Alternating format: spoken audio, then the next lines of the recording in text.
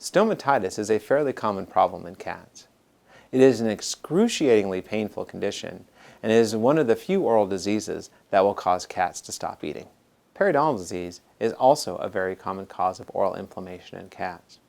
The way to differentiate periodontal disease from stomatitis is to look at the back of your cat's mouth.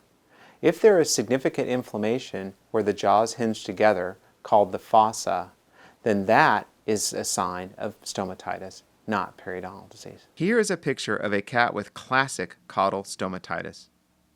Note the significant oral inflammation as well as the severe inflammation to the back of the mouth. This patient also has severe caudal stomatitis. In contrast, this is a patient with severe periodontal disease. Note that there is severe oral inflammation, but no inflammation is seen at the back of the mouth.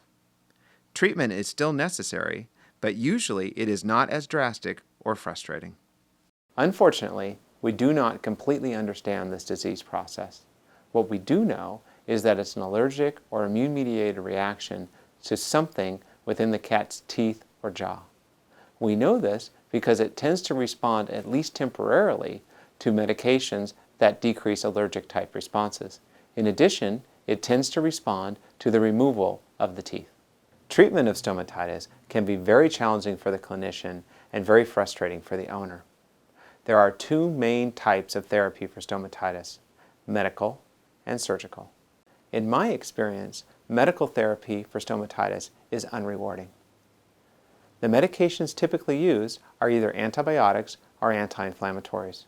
The anti-inflammatories are typically either corticosteroids or a cancer chemotherapy agent used for its anti-inflammatory properties.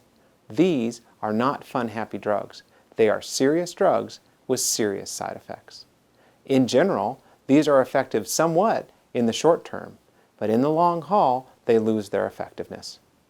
Therefore, I recommend the surgical approach to treating stomatitis. The surgical approach to stomatitis involves extracting most, if not all, of the teeth. While this sounds radical, it is the one way in which I can consistently cure cats of this very painful problem. It is very important that all of the tooth structure be removed, because even a small piece of tooth root left behind is enough to stimulate the inflammation. This is a patient who received full mouth extractions elsewhere with no response to therapy. The patient is still in a lot of pain with significant oral inflammation. When the patient was placed under anesthesia, it was noted that there were numerous retained roots. This is why it is critical to select a practice which takes full mouth radiographs of all extractions. When these roots were extracted, the patient recovered fully. A very common question we get is, do you remove all the teeth or just the teeth behind the canines? If you look at the studies, it will show that if you remove the teeth behind the canines, leaving the canines and incisors in, you will achieve a 60% cure rate. However, my experience is not that high.